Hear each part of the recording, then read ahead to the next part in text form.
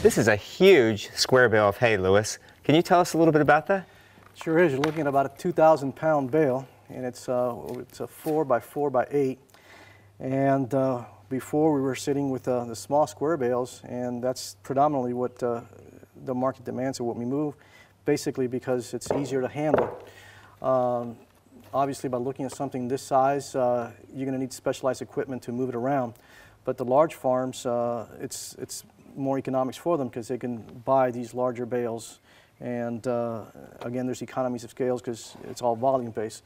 So therefore, it's either going to be these 4 by 4 by 8s or 3 by 3 by 8s. But then again, they're all large square bales. Some people haven't even seen these large squares. They're used to the large round bales. But we were talking about earlier about storage, different storage methods, and that the most important thing is being away from the elements, especially rain and so forth. This is an open barn, and one of the sides is open, and as you can see, this hay has bleached. Now, this is pure alfalfa hay, and alfalfa is one of the hays that's going to bleach the quickest. Doesn't mean there's anything necessarily wrong with the hay, unless it's been stored too long, but you can quickly see by just grabbing into it, and you don't even have to go, not even an inch, and you're going to see how beautiful and green and lush that hay is. So it's more important that you store with ventilation because it's dry, it's not moist in there. It's that you could stick your hand, you could tell the temperature. If you have increasing temperature, you're going to have issues with your hay. Believe it or not, especially here in the South, you put up some of these hays in barns that have lofts. With the amount of humidity and heat that we get in the summer, they can just self-ignite. They'll ferment and self-ignite. So good ventilation is most important. The fact that it's bleached a little, you don't have to worry. Sure, when you get it right out of the field and you get it shipped in, it's going to look just like that, beautifully green. But within the day of being out, it'll bleach. We go to shows sometimes. Actually, we go to shows all the time on weekends, and we put out hay with our booth. And that hay that gets put out in the morning, by the end of the afternoon, it's already bleached out, specifically alfalfas. But the size is conducive to large operations. Large farming operations, whether equine or bovine.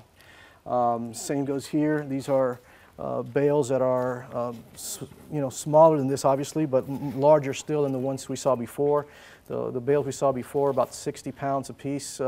These could go anywhere from 85, and some are 110, 120 pound apiece. A little bit more difficult to handle, but again, you get more volume. Same thing with the bleaching. You look at the hay, it's going to be just a beautiful green color, and it's just that top, a little loose layer. I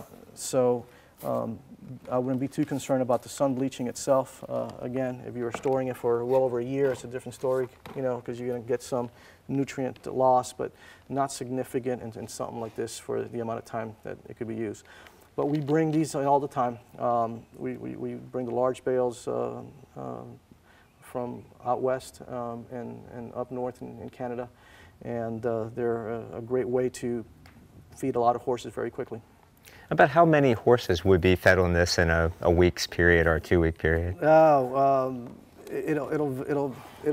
vary in the type of horse you're feeding and how much they're being worked.